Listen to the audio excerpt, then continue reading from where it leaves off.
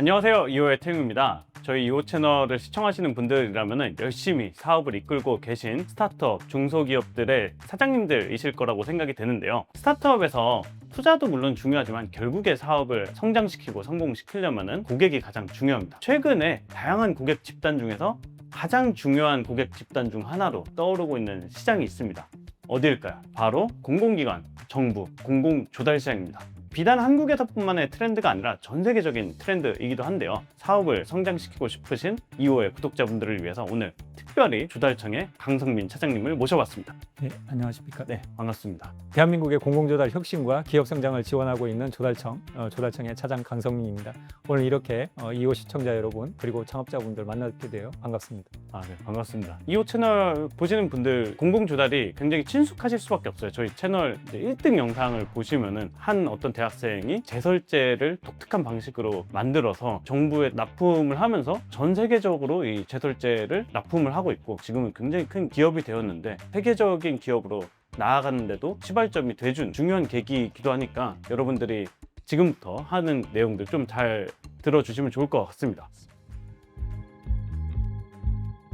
저희 채널에 정말 오랜만에 위아래로 정장을 빼입으신 분께서 오셨는데 조달청에 대해서 한번 소개해 주실 수 있을까요? 정부가 필요로 하는 물품, 서비스, 시설물을 조달하는 중앙행정기관입니다. 이 과정에서 참여하는 정부와 그다음에 기업들을 연결하는 역할을 해줍니다. 지난해 기준으로 이 공공조달 규모가 240조 원 정도 되는데요. 145조 원 정도를 우리 조달청이 운영하는 나라장터 시스템에서 거래가 되고 있습니다. 여기에 참여하는 기업이 한 60만여 개 기업, 수요기관이 7만여 개 기관이 참여를 하고 있고요. 큰 정부 구매력을 활용해서 창업 초기 기업들의 성장을 지원하는 역할도 같이 하고 있습니다. 저희가 좀 알만한 이런 것도 공공조달 품목에 해당한다니 그런 좀 신기한 사례들도 있을까요? 일상생활에서 도로에 있는 아스팔트 콘크리트라든가 신호등이라든가 종량제 봉투 그런 것도 이제 다 조달청에서 조달을 하고요. 심지어는 이번에 중동 전쟁 상황에서 요소수 얘기가 좀 있었잖아요. 가격도 좀 올라가고 저희들이 비축하고 있던 이제 요소를 방출을 하면서 요소수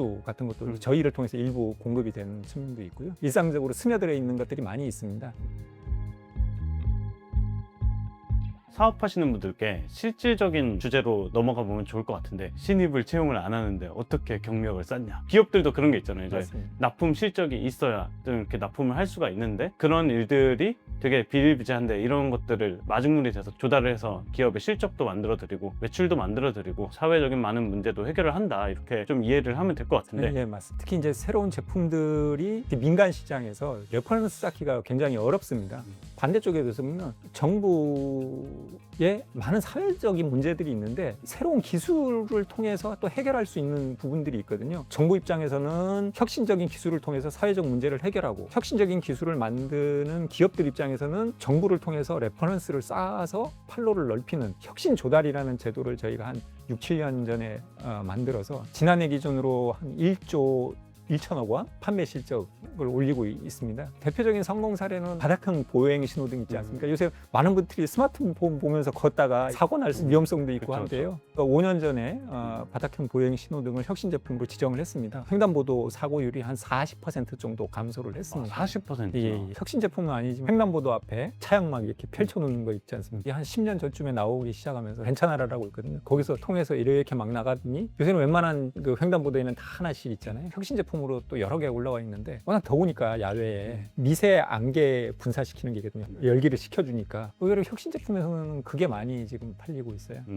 말씀 들으면서 또 궁금했던 게 나라 장터가 있고 혁신 장터가 있고 벤처나라 이렇게 세 개의 대표적인 플랫폼이 있는 것 같은데 어떻게 구분되는지 또 들어볼 수 있을까요? 나라 장터라고 하는데요. 여기에는 쇼핑몰이 있고 벤처나라가 있고 혁신 장터가 있습니다. 기본적으로 지금까지 없던 제품이다. 그러면 혁신 제품을 생각을 하시면 되고요. 기존에 있던 제품인데 내가 아직 요건을 다 못 갖췄다. 그리고 쇼핑몰에 안 올라와 있는 제품이다. 그럼 벤처라로 들어가시는 게 좋고요. 본인이 어디로 해야 될는지 잘 모르겠다 그러면 조달청의 콜센터에 연락을 해주시면 취급하는 제품에 맞춰서 어느 쪽으로 하는 게 좋다라는 걸 안내를 해드릴 수 있을 것 같습니다. 그 대표적인 사례 한 3가지 정도 말씀을 드리면요. 보행 재활 로봇이 있습니다. 예를 들면 내가 어디로 가고자 한다 그러면 이 사용자의 의도를 읽어서 그에 따라서 이 로봇이 움직이는 보행 능력을 길러주는 그 보행 재활 로봇이 있고요. 이 회사 같은 경우에는 코스닥에 상장까지 했습니다. 와. 또 포터블 엑스레이가 있습니다. 그래서 고정돼 있다기보다는 이동형 차량에 넣거나 우주 같은데 작은 게 있으면 좋잖아요. 그래서 혁신 제품으로 지정돼서 인도네시아에서 실증을 거쳐서 성공 판정을 받고 올해 하반기에는 나사 연구소에 진출을 할 걸로 예상되고 있습니다. 아, 대박이네요. 예. 마지막으로 하나는 수중 정화 로봇이 있는데요. AI 기반의 수중 정화 로봇이어서 바다나 하천에서 자기가 돌아다니면서 오염 물질을 스스로 수거하는 이런 겁니다. 혁신 제품으로 지정이 되고 사우디를 비롯해서 여러 나라에 지금 수출 계약이 진행 중에 있습니다. 말씀해주신 사례들을 듣고 보니까 다른 나라 정부에서도 같이 구매해주는 사업이 되고 이런 일이 흔한가요? 기본적으로 혁신 제품으로 지정이 되면 그 제품에 대해서 한 차례 이제 시범 구매라고 하는데요. 이게 현실적으로 제대로 품질이 되는지 그 현장에서 되는지 이걸 실증을 하는 거고요. 그 실증 차원에서 저희가 물건을 사서 그 필요로 하는 기관에서 줘보고 기관에서 실제로 써봐서 아 괜찮다, 성공이다 이렇게 판정을 하는 거고 여기서 멈추는 게 아니고요. 해외 같은 경우에 또 언어가 다르고 그쪽 법적 요건이 다르고 여러 가지 환경들이 다른데 해외에 나가는 걸 또 지원을 해줍니다. 일정 범위 내에서. 그럼 이제 해외 또 레퍼런스도 쌓이고 해서 사회 문제라는 게 어느 정도 또 공유가 되죠. 예를 들면 기후라든가 네. 뭐 이런 것들은 우리나라가 문제라고 그러면 해외도 같은 문제가 있을 수 있거든요. 예, 저희가 한 800억 조금 넘게 지금 쓰고 있는데 한 200억 정도를 해외에 실증하는 데 쓰고 있습니다. 해외 공공조달 같은 경우는 좀 어떤 식으로 지원을 해주세요? 일단은 업체에서 신청을 해서 인도네시아에 실증해보고 싶다. 그 이제 기관을 찾아가지고 하는 방식이 있고요. 또는 이제 저희들이 이제 몇 개 기관들하고 협약을 한 곳이 있습니다. 예를 들면 발전 공기업들, 그다음에 뭐 수자원공사, 코이카, 그 기관들에서 추천을 해서 한번 요런 제품을 써보고 싶다.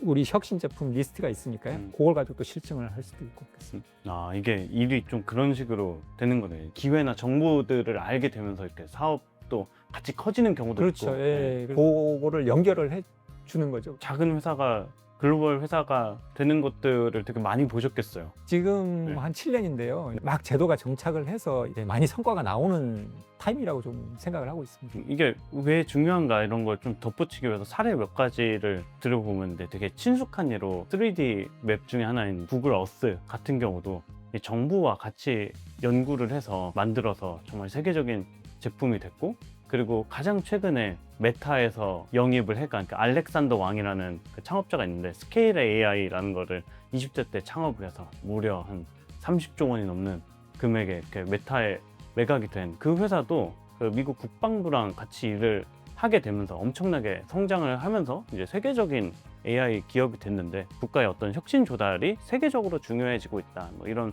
말씀 좀 덧붙여서 좀 들어볼 수 있을 것 같아요. 공공 조달 사업에 들어가려면 참 오해들도 많은 것 같아요. 이거 되게 어렵다. 좀 연줄이 있어야 된다. 뭐 이런 이야기들이 있는데 어떻게 공공 조달 사업을 사업하시는 분들이 준비를 하면 좋을까요? 아무래도 이게 혁신 제품이라는 게 공공에서 써야 되는 거니까 혁신성이 있는지 그다음에 공공성이 있는 건지 각종 또 물품에 법적인 요건들이 있습니다. 이를 다 갖춰야 되는 걸 저희가 확인을 해야 되는 것들이 있습니다. 그러다 보니까 아무래도 어렵다고 느낄 수밖에 없는데 조달청에서 운영하고 있는 혁신 장터 여기 들어오시면 기본적인 매뉴얼이나 이런 것들이 잘 설명이 돼 있고 지방 조달청이나 아니면 혁신 조달 사업을 위탁해 놓은 혁신 제품 지원 센터라고 있습니다.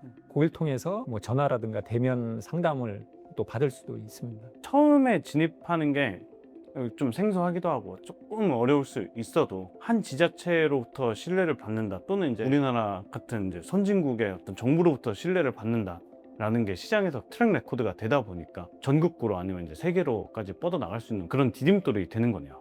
그렇죠. 첫 번째 레퍼런스 쌓기가 어렵거든요. 이게 실제로 이거 좋네? 이제 이런 평가를 받아야 되는 거예요. 예를 들면 화장실에 CCTV를 설치를 못하지 않습니까? 그렇죠. 어떻게 되냐면 이제 적외선으로 그 사람의 동작을 인식을 하는 거예요. 화장실 옆칸에서 이런 자세를 취한다?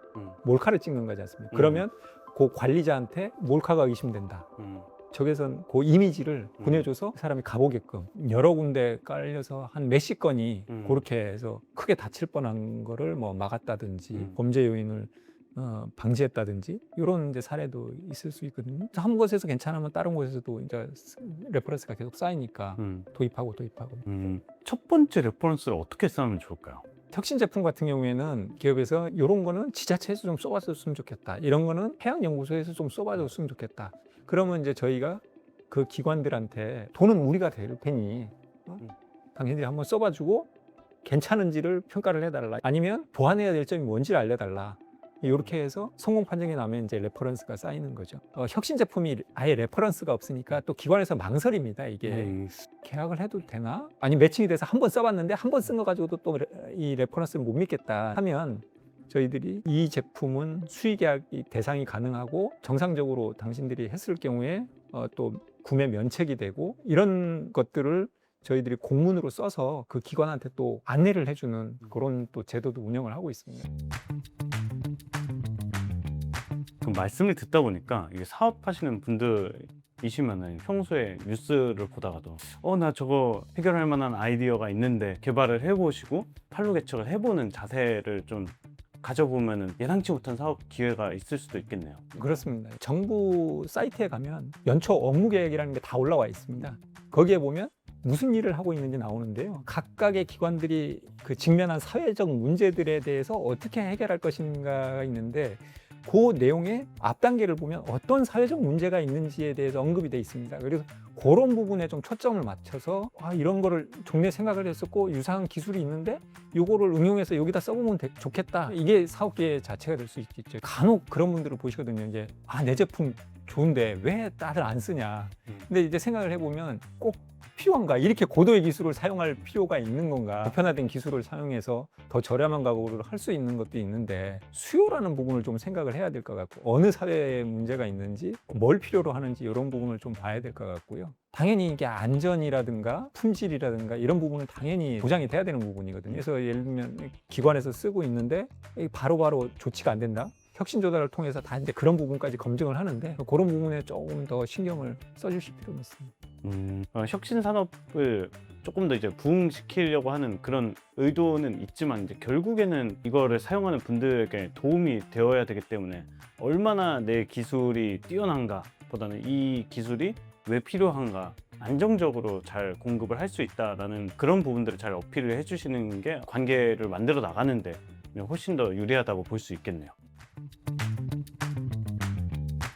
이야기를 나눠보니까 저도 이제 한국에서 사업을 하다가 지금 여러 나라에서 사업을 하고 있는 입장에서 보면은 우리나라의 공공조달 시장을 잘 활용하는 게 너무너무 중요하다는 생각을 밖에 나가서 되게 많이 하는 게 그러니까 어느 나라든 그래도 우리 기업 제품을 가급적이면 먼저 사주려는 이제 그런 것들이 있다 보니까 공공에서 수요가 있을 법한 솔루션을 만들었는데 이거를 이제 우리나라 시장에 먼저 안 팔고 이제 바로 이제 해외 공공 마켓으로 들어가는 게 굉장히 쉽지 않은 부분이 있는 것 같아요. 테스트베드로서 정말 여기서 먼저 신뢰를 쌓고 그걸 발판으로 이제 해외 진출도 하고 좀 이런 순서에 대해서도 좀 생각을 해보시면 되게 좋겠다는 생각이 드네요. 영상을 시청하시는 중소기업 아니면 스타트업 대표님들께 하시고 싶으신 말씀이 있다면 어떤 게 있을까요? 창업자분들께서 이 개발한 기술이 저희가 사장되지 않도록 우리 조달청에서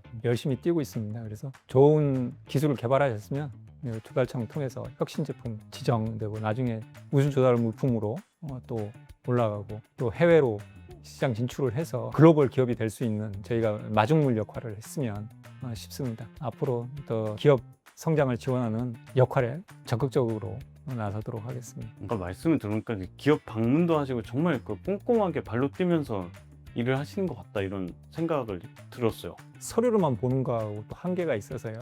나가봐서 또 직접 현장에서 얘기를 해봐야지 또 알 수 있는 부분들이 있습니다. 그래서 가급적이면 그런 기회를 많이 가지려고 노력하고 있습니다. 테스트는 다 해봐야 되고 현장도 같이 뛰어야 되고 이런 어려운 일을 잘 해주시고 계신 것 같아서 감사하다는 마음이 드네요. 저희 오늘 공공조달 시장에 대한 어떤 개략적인 내용과 그리고 혁신조달 시장에 어떻게 하면 진출할 수 있을지 넓게 한번 이야기를 나눠봤는데 많은 분들께 도움이 되셨으면 좋겠고, 조달청 홈페이지와 앞서 언급한 다양한 웹사이트들을 통해서 꼼꼼히 정보 습득하셔가지고 원하시는 사업 기회를 이뤄 나가시면 좋겠습니다.